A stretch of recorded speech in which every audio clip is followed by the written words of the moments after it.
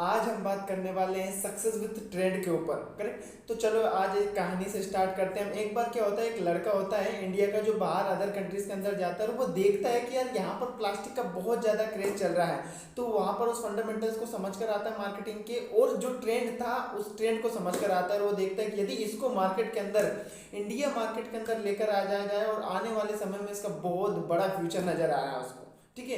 तो वो जैसे ही आया उसने देखा कि यार यहाँ पर बहुत ज़्यादा क्रेज है, क्योंकि यहाँ पर प्लास्टिक का कोई यूज़ नहीं करता है, प्लास्टिक की ज़रूरत भी है। ठीक है। तो इस चीज़ को समझता है और वो लाने की कोशिश करता है, लेकिन जैसे ही वो लाने की कोशिश करता है मार्केट के अंदर थोड़े बहुत फंडामेंटल्स वो जमाने की कोशिश करता है, देखते हैं लोग तो तुरंत 95% पीपल तुरंत डाउनलोड होकर आ जाते हैं और उससे बोलते हैं कि ये नहीं चलेगा, ये सब कुछ फेल हो जाएगा। बंदा हताश हो जाता है, लेकिन वापस वो रियलाइज करता है कि इसका मार्केट बहुत बड़ा है आने वाले समय में, क्योंकि वो देख कर आया था कि उधर अदर कंट्रीज के अंदर बहुत तेजी से ये चीजें चल रही थी। उसने समझा और अपने आप पर विश्वास किया और लग गया उसके ऊपर। और दोस्त, लोग देख रहे हैं आज की प्लास्टिक का बहुत ज्यादा क्रेज है। ठीक है। तो समझते हैं इस फंडामेंटल्स को आज के हम इस टॉपिक के साथ। तो सक्सेस विद ट्रेंड आज का हमारा टॉपिक है।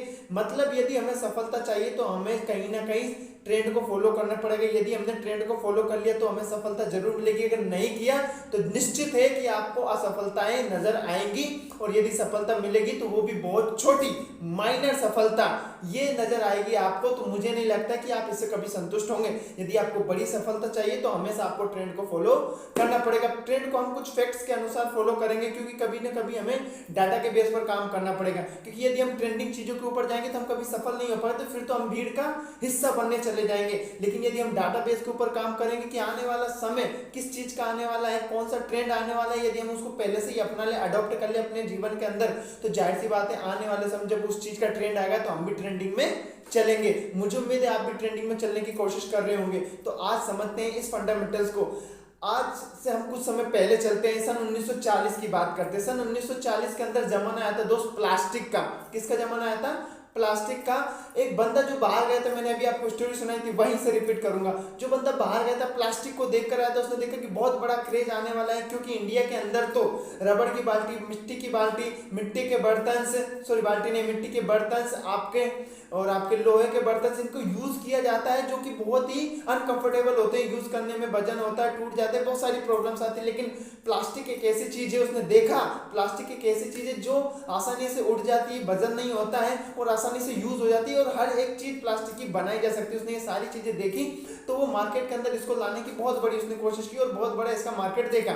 लेकिन 95% पीपल तुरंत डाउनलोड होकर आ जाते हैं और तुरंत उन्होंने बोला कि ये फेल हो जाएगा।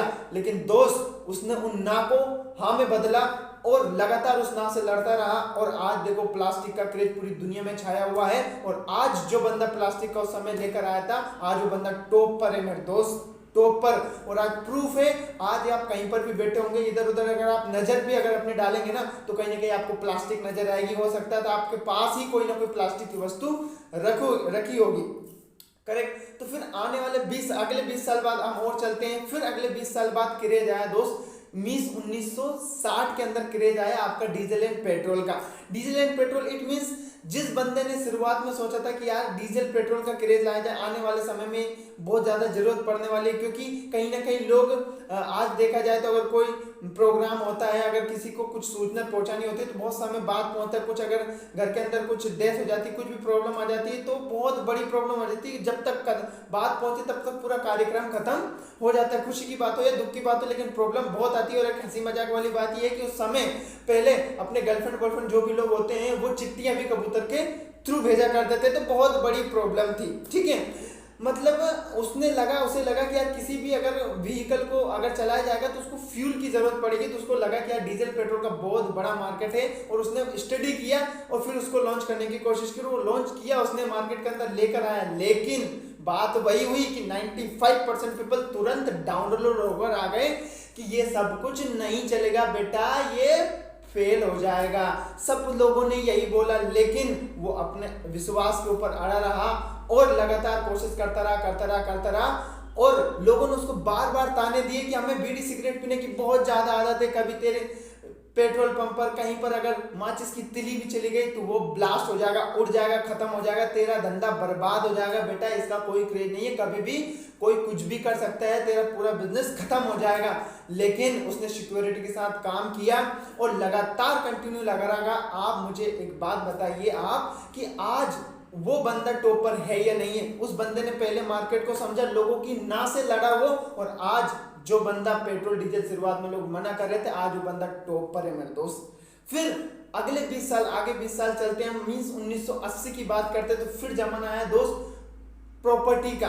प्रॉपर्टी के जमाना पहले आपको पता है दादा परदादा कि यदि आप देखेंगे तो पहले एक दूसरे को ही दया दान में दे दिया करते थे प्रॉपर्टी। लेकिन कुछ लोग ऐसे थे जो खरीदा भी करते थे, तो उन खरीदने वाले लोगों से वो बोलते थे कि अरे हम तो, हमारे पास जमीन इतनी है कि हम यूं ही लोगों को बांट रहे हैं और तुम हो कि पागल खरीद रहे हो। कितना बेवकूफ व्यक्ति है, हम लोगों को यूं ही दे रहे हैं, जमीन इतनी है और ये खरीद रहा है। लेकिन उसको पता था कि इसका आने वाले समय में मार्केट में ट्रेंड कितना बड़ा आने वाला है कि यदि किसी ने हॉस्पिटल के पास अगर जमीन ले ली तो आज वो करोड़ों अरबों में, किसी बड़े कॉलेज के पास अगर जमीन ले ली तो आज वो करोड़ों अरबों में, किसी हाईवे के पास जमीन ले ली तो आज वो करोड़ों अरबों में खेल रहा है। उसको पता था, उसने मार्केट को स्टडी किया था।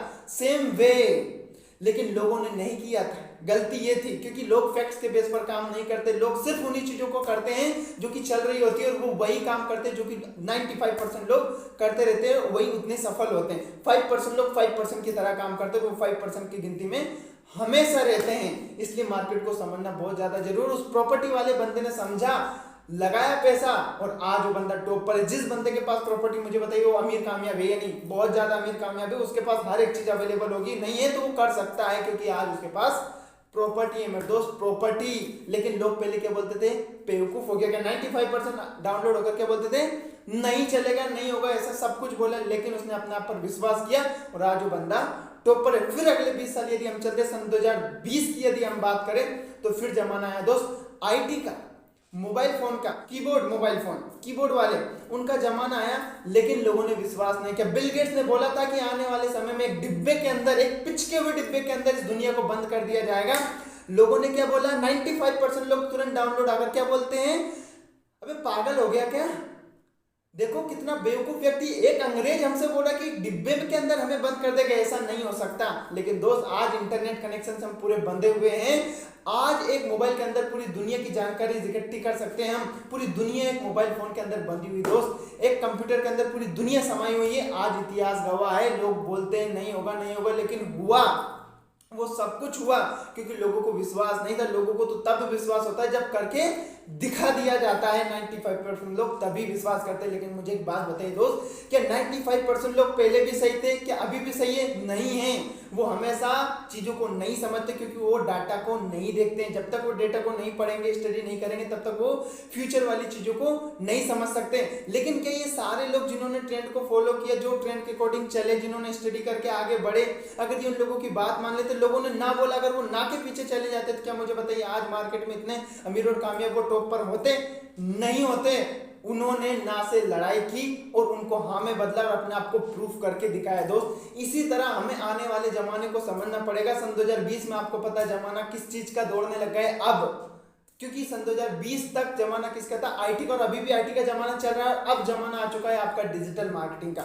डिजिटल मार्केटिंग को हमें समझना पड़ेगा। डिजिटल मार्केटिंग के अंदर कई सारी इंडस्ट्रीज वर्क करती है। आपकी affiliate marketing, network marketing, direct marketing, XYZ, बहुत सारी चीजें, ऐसी कंपनीज ऐसी हैं जो मार्केट के अंदर वर्क कर रही है। हमें उनको समझना पड़ेगा, सही कंपनीज को चूज करना पड़ेगा और उनके अंदर लगातार काम करना पड़ेगा। क्योंकि जॉब और अदर सेक्टर्स, ये बहुत सारे सेक्टर्स है जहां पर आपको लिमिटेड कुछ चीजें मिलेगी। लेकिन मार्केटिंग एक ऐसी फील्ड है जहां पर आपको अनलिमिटेड स्कोप नजर आएगा। यदि हमने इस फील्ड को अच्छे से समझ लिया तो आई गारंटी हमें कामयाब होने से कोई भी नहीं रोक सकता, कोई भी नहीं रोक सकता।